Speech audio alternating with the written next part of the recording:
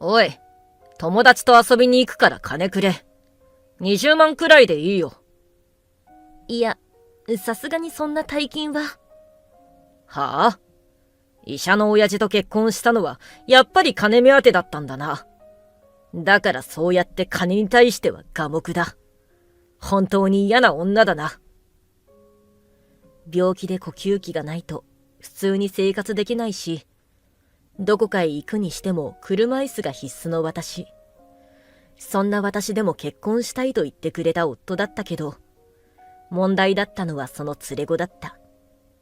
大学生になった彼は友達と旅行に行くことになり、私にお金を請求してきたのだが、呼吸器のレンタル代などで毎月の出費はかなりかさむし、そんな余裕は私にはなかったのだが、それは無理よ。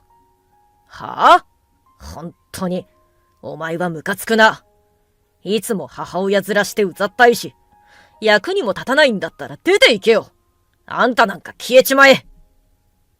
そう罵倒すると、なんと彼は私の呼吸器の電源を抜いてしまったのだ。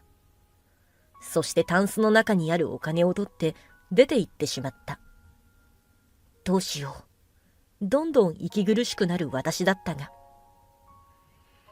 私の名前はさよこ。今年で42歳になる。今でこそ結婚もして、夫と15歳になる息子の3人で幸せに暮らすことができているけど、私には人生において切っても切り離せないものがある。それが人工呼吸器。幼い頃から体が悪く、周りの子供たちが外に遊びに行っていても、私は家で本を読んだり、映画を見たりするのが好きだった。もちろん、外に行って遊びたいという気持ちはあったけど、体がついていかなかったのだ。外に遊びには行かないのかい？外に行くと疲れちゃうから、今日は家でこの前買ってもらった本を読むんだ。そうか。でもずっと家の中にいると体が鈍ってきちゃうから、たまには外に行ってみんなと遊んでくるんだよ。うん。当時は私の両親も病気などは疑っておらず、もともと体力がないんだろうな、くらいにしか思っていなかったんだろうけど、学校が始まり、体育の授業を受けている時に私は失神してしまったのだ。最初は熱中症かと思われたけど、病院で検査を受けた結果、珍しい病気にかかっていることが判明。今はまだ普通に生活できているけど、これからどんどん体の自由が利かなくなる。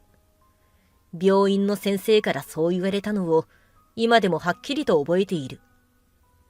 私、病気なの？そうみたいだな。でも大丈夫。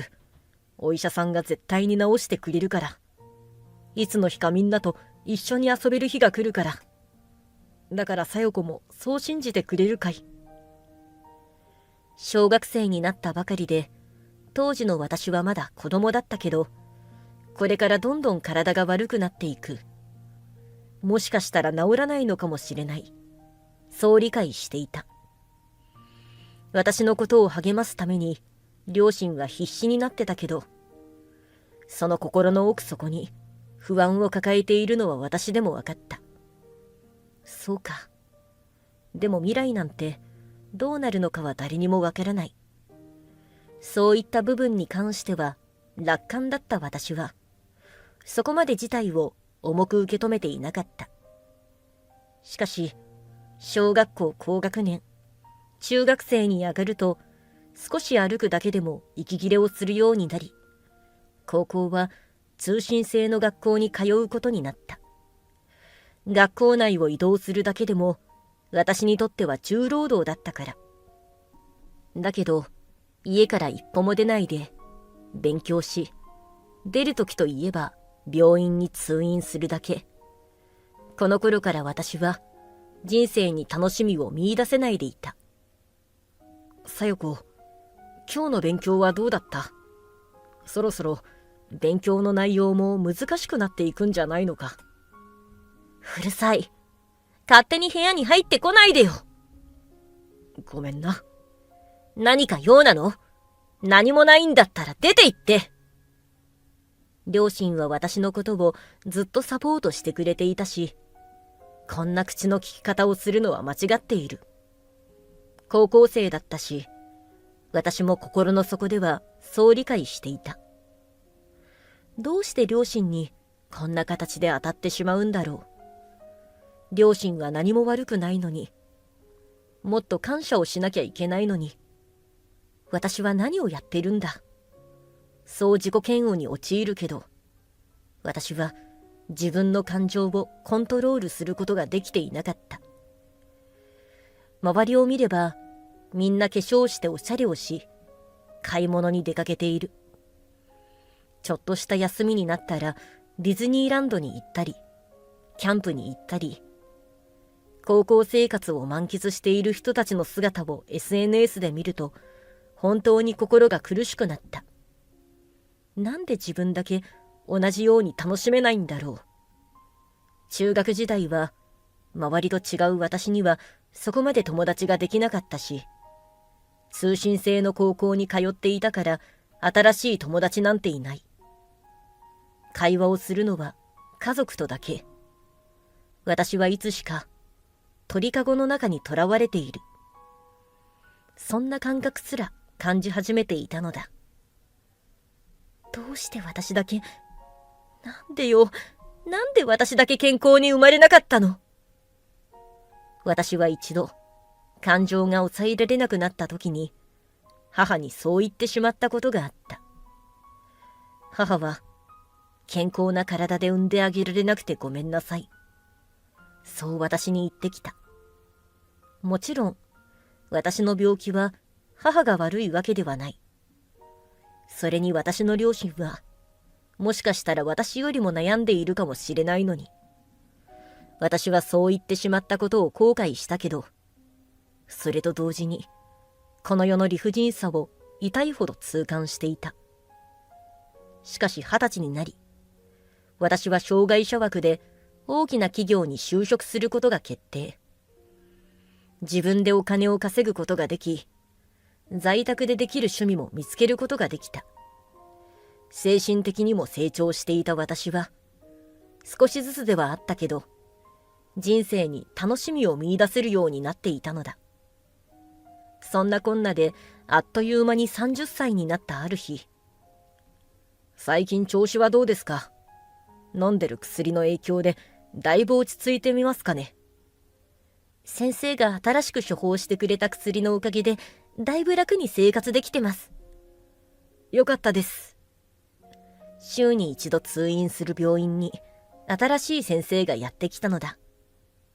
その人は、私よりも年上で、ものすごく落ち着いた雰囲気の人。私の病気にも、誠心誠意対応してくれるし、何より異性と触れ合う時間というのは、病院に来る時くらいしかなかったから、一つの癒しの場になっていたのは確か。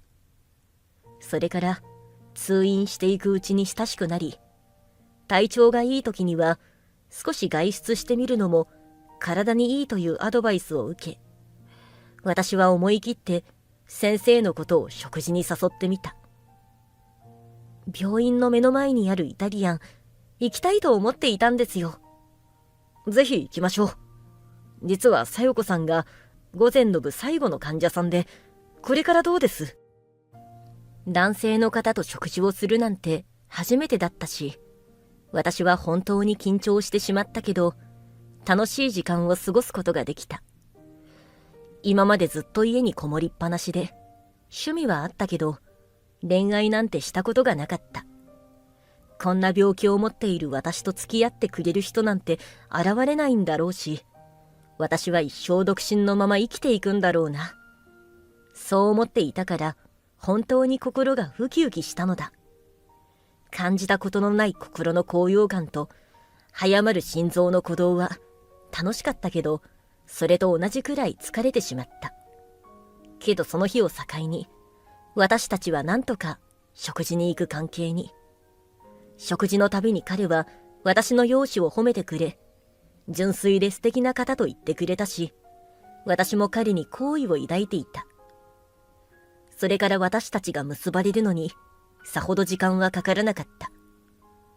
これから君のことをずっと支えていくから、結婚してください。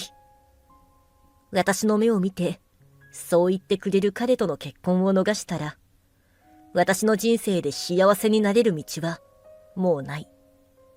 直感的にそう思ってしまった。もちろん、それは病気のことも関係している。私は基本的に外出することができなかったし、仕事はすべて在宅で行っていた。病院に行ったついでにどこかで食事をする。その程度が限界。どこか泊まりに行ったりすることもできないだろうし、私と結婚することによって様々な制約が課されることになる。それに彼は一度結婚していると言っていたから、結婚生活については私よりも分かっているはず。そんな状況の中で再婚相手として私のことを選んでくれたんだ。これ以上の幸せはなかったし、私は運命すら感じていた。これからよろしくお願いします。こちらこそよろしくね。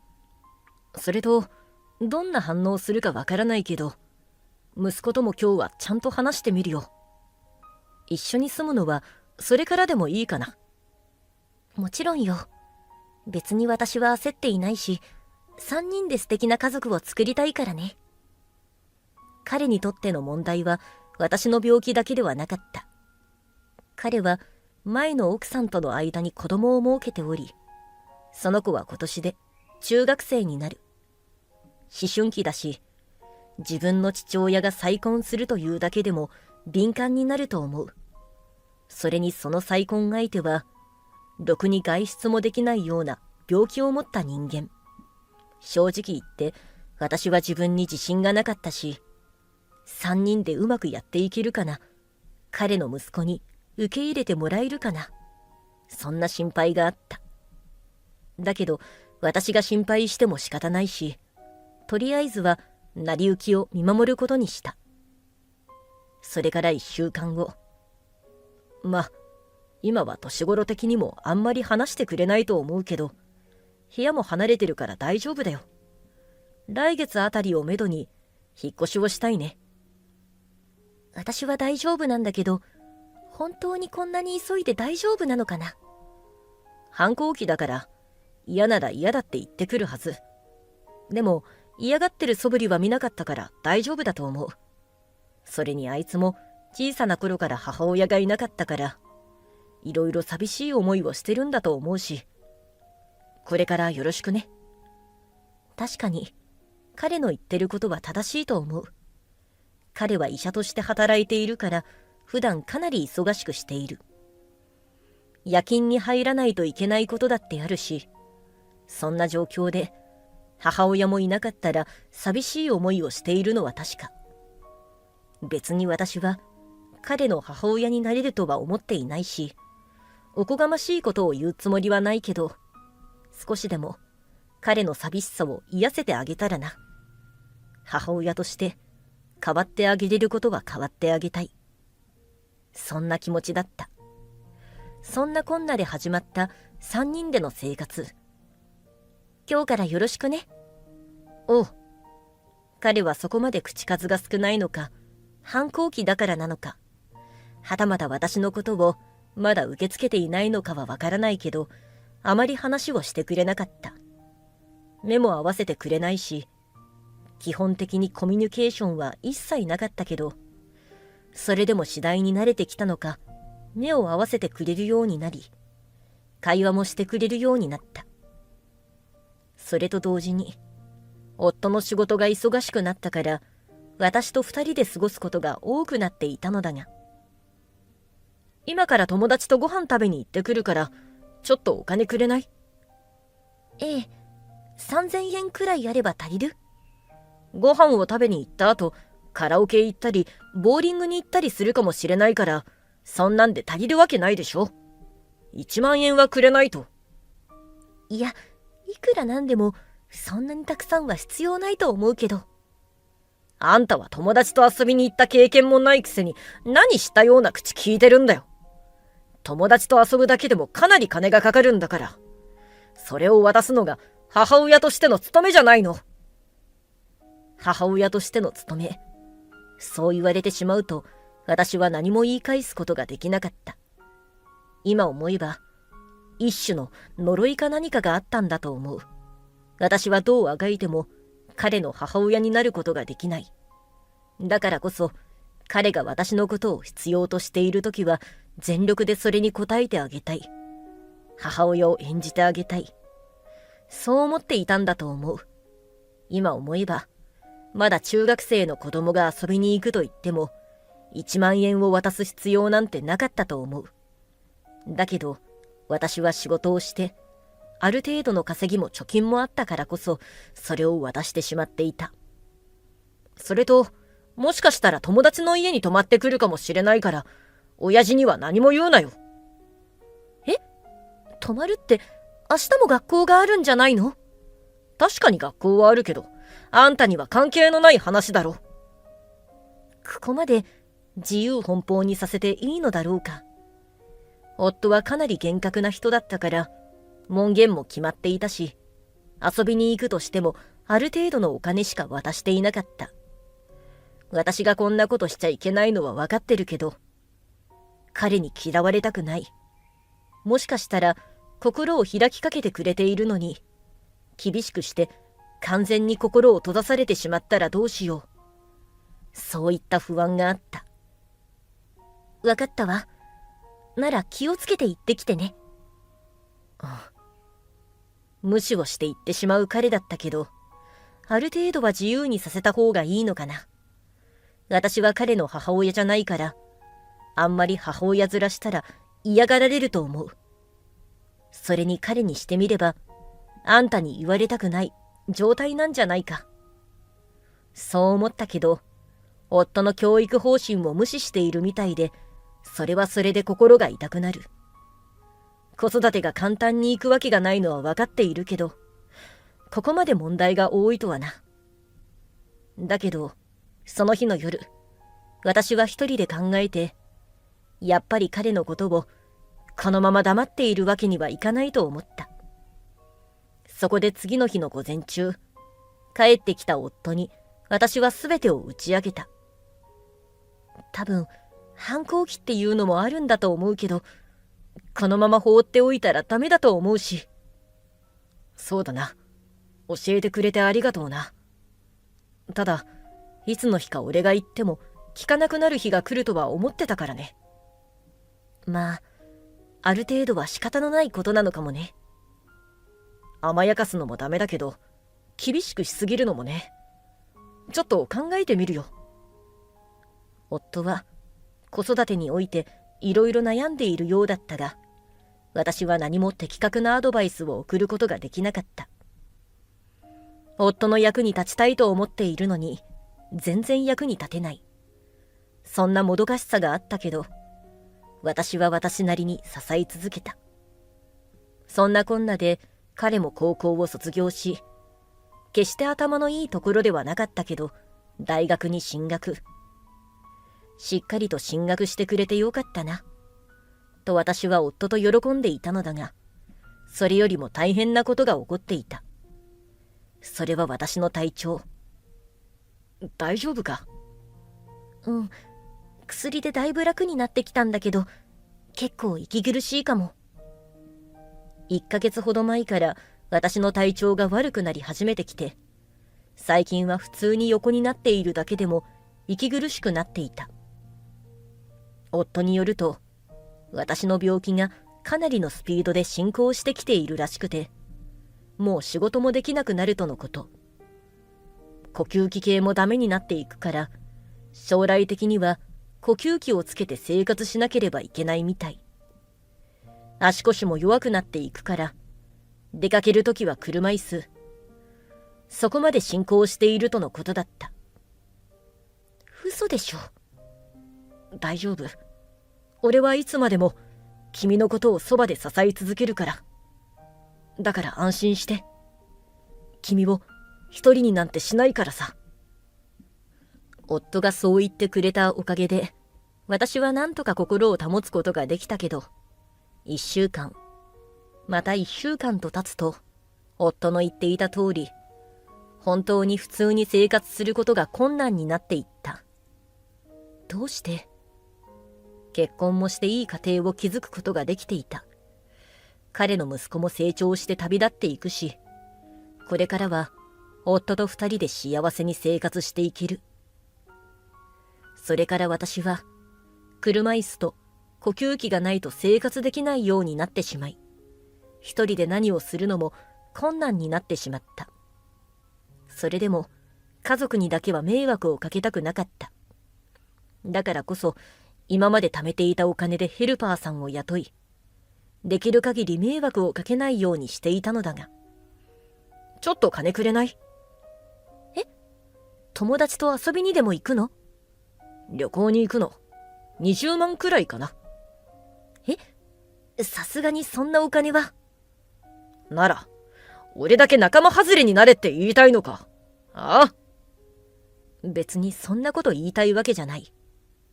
だけど、正直言って、毎月の私の医療費だけでかなりの金額になってしまっている。もちろん夫は医者をしていたから、金銭的に困っているわけではなかった。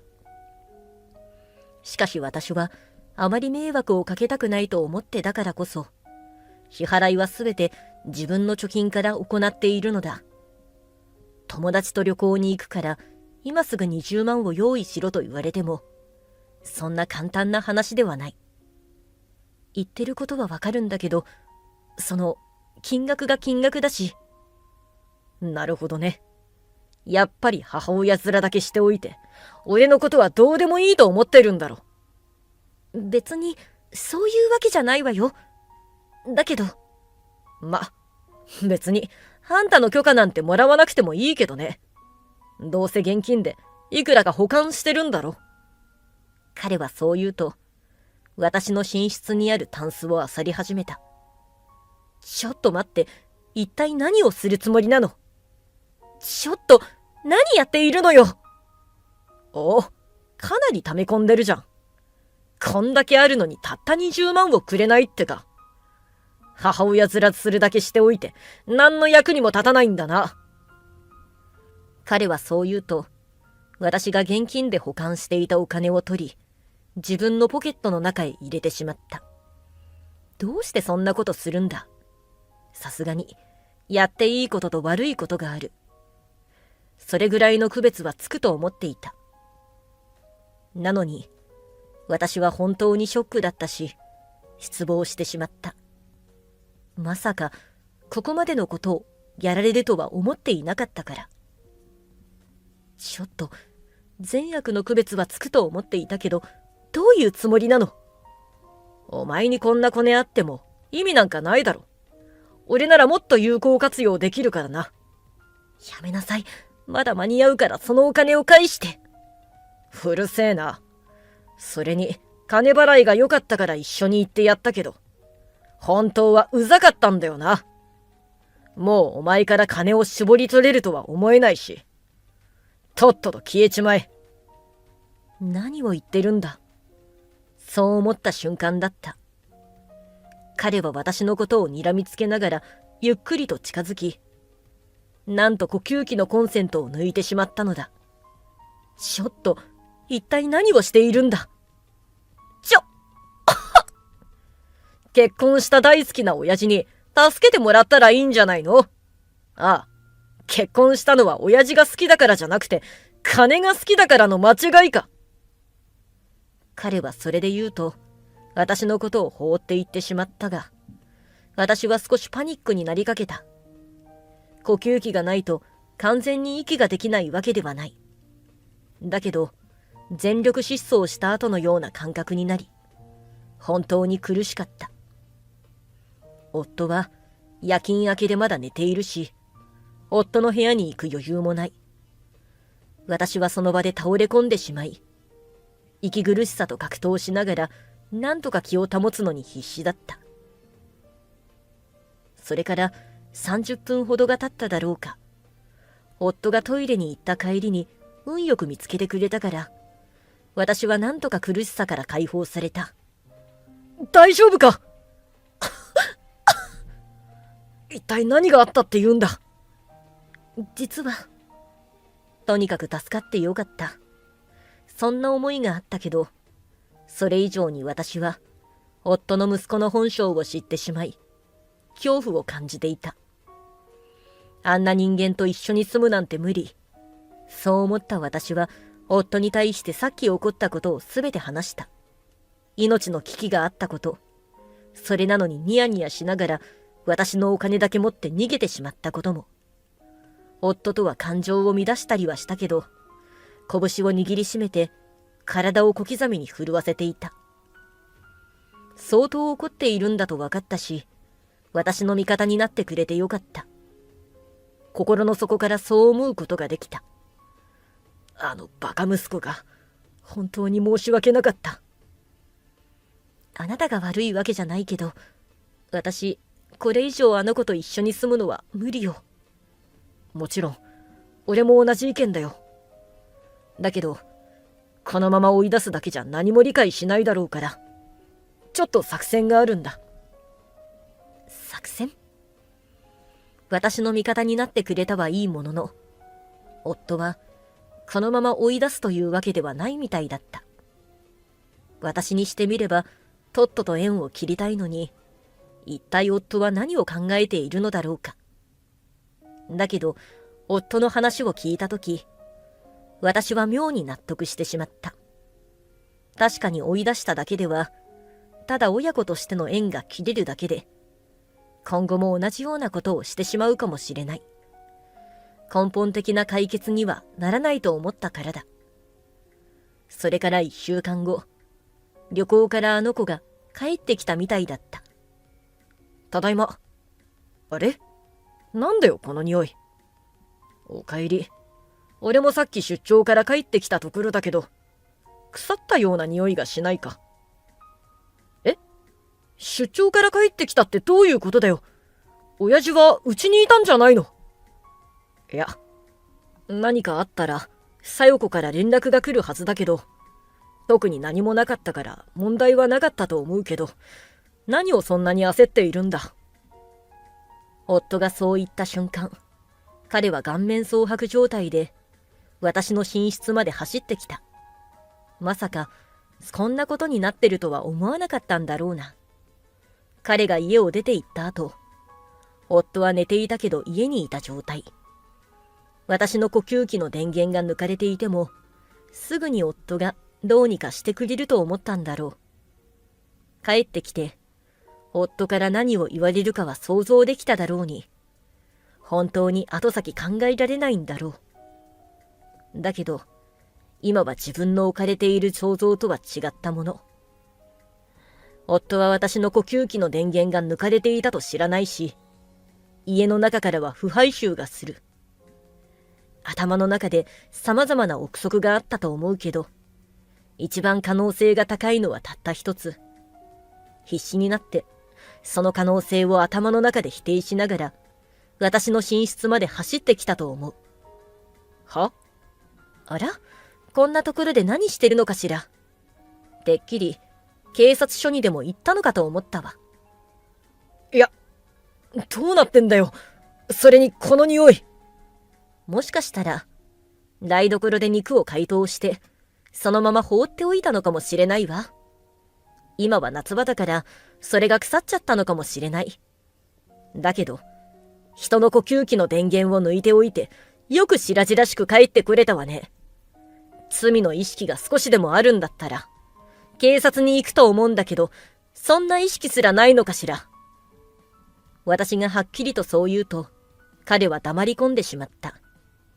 おそらく、呼吸器の電源を抜かれた私は、そのまま息を引き取ってしまったのだろう。そしてそのままここに放置されていた。彼はそう思ったはずだ。だけど、これは私と夫が考えた作戦であり、彼はそれに見事にはまったというわけだ。どれだけ焦ったことだろう。自分の手で人の命を奪ってしまった。そう焦ったからこそ、顔面蒼白で冷や汗をかきながら私の寝室に走ってきたんだと思う。しかしそうならなかったのは、夫が助けてくれたから。もし何かの間違いがあって、夫が気づかずに放っておかれたら、本当に私の命が危なかったのだ。お前、自分のやったことがどれだけのことか分かっているよな。最悪の場合、お前が考えた通りになっていたんだぞ。ちょっと待ってくれよ。俺のことを騙したのか。マジでびっくりしたよ。本当にやめてくれよ、こういうことは。ふざけるな。お前がやったことは、決して許されることじゃない。人として最悪だ。いや、ちょっと苦しませようと思っただけで、別に俺は、軽い気持ちでやってることが問題なんだ。彼女がお前にどんな迷惑をかけた。それなのにお前は、お前なんて人間ではない。このろくでなし。夫は胸ぐらをつかみながらそう怒鳴りつけ、息子は下を向いて黙り込んでしまった。おそらく今まで、夫からここまで怒られたことはなかっただろう。だからこそ驚いているんだろうし、恐怖すら感じていると思う。でも、あんなことをやって夫がどんな反応をするか、想像できなかったとは言わせない。わかってると思うけど、もうお前とは縁を切る。これから勝手に生きていけ。大学の学費だってもう払わないし、生活だって知らない。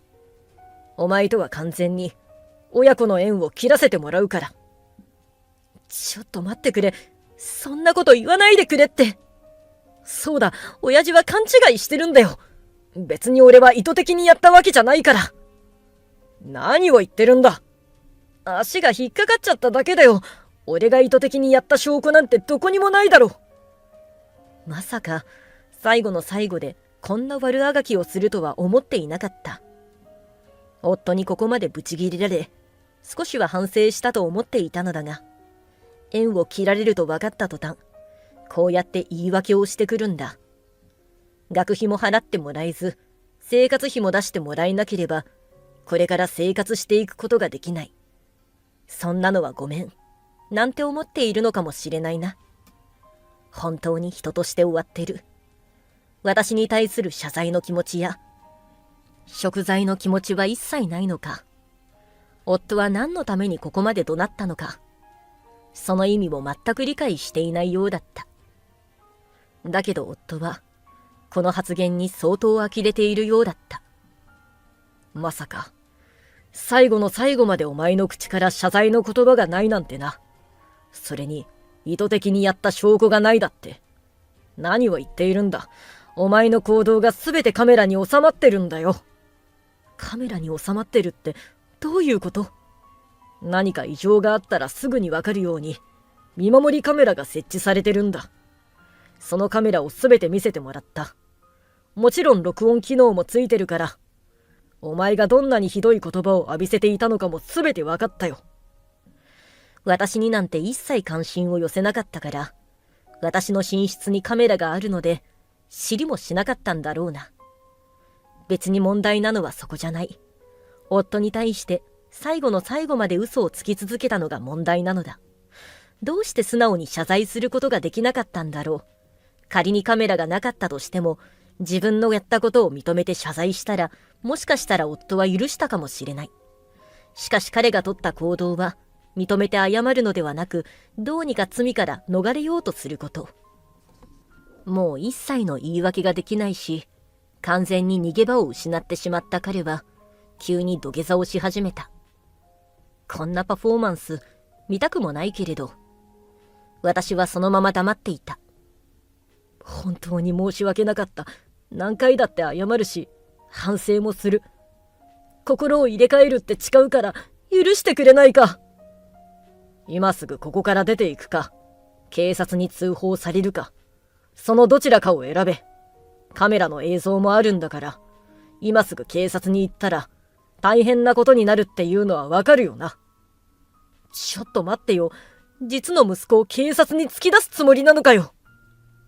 お前がやってきたのはそういうことだし、もう息子だなんて思っていない。人のことを道具のように扱う人間に人権なんて存在しないんだよ。夫がそう言い話すと、彼は膝から崩れ落ちて泣き始めてしまった。今まで私のことをいいように使ってきて、お金をもらうときはニヤニヤしていたその顔から完全に余裕がなくなっていた。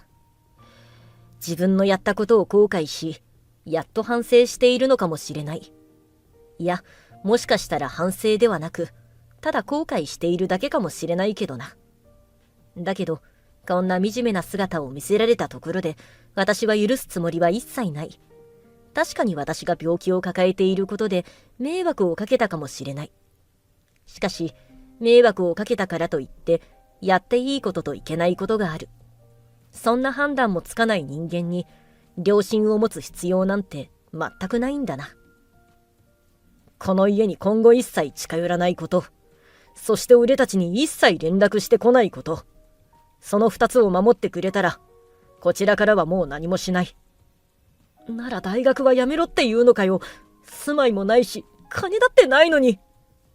そんなの俺が知ったこっちゃないし、お前の勝手だから。分かってるとは思うけど、今後一切金銭的な援助はしないから、期待はするなよ。あ、忘れるところだったけど、お前が勝手に持っていったお金に関しては返してもらうから。仕事もなくて生活だってできないのに、そんな使っちまった金なんて返せるわけねえだろ。仕事がないから払いません。そんな甘い話が世の中で通用するわけがないだろ。あんまりふざけたことばっかり言ってると、警察に相談するっていうことを忘れるなよ。夫がそう言うと、何も言い返せない彼。弱みを握った感じだけど、こうでも言わないと誠実な対応なんてしてくれないだろうからな。それからその日のうちに荷物をまとめて家から追い出してしまった。これからどうしていくのか知らないけど、すべては自分で蒔いた種が原因。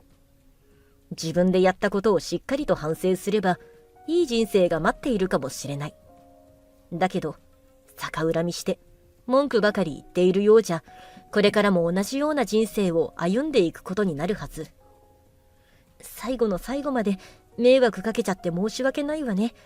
でも私の味方になってくれてありがとう。結婚するときに誓ったけど、どんなことがあっても君のそばに居続ける、サポートし続けるって約束しただろ。ありがとう。本当にありがとう。彼が再度そう言ってくれたおかげで、私は少し心が温かくなった。別に私が何かしたわけではないけど、結果的に親子の縁を切ることになってしまった。夫、そんなことに感謝。少しかわいそうだと思ったけど、ここまで筋の通った人でよかったな。私は夫の助けがないと生きていけない。だからこそ私も自分にできることがあれば何でもしてあげようと思っている。人生というのは絶対に一人で生きていることができないし、必ずどこかで誰かの助けが必要になる。そんな時に手を差し伸べてくれる人が周りにはいるのか。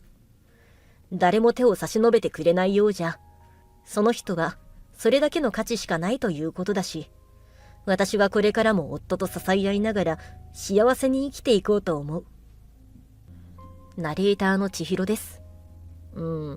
改めて子育てって難しいんだなっていうことが伝わりましたね。こんだけね、お父さんが真面目で、多分一生懸命、忙しいにもかかわらずね、育児とか手伝ってくれたんじゃないかなって思うんですけど、なかなかね、うまくいかないもんなんだなって思いました。ご視聴ありがとうございました。高評価とチャンネル登録よろしくお願いします。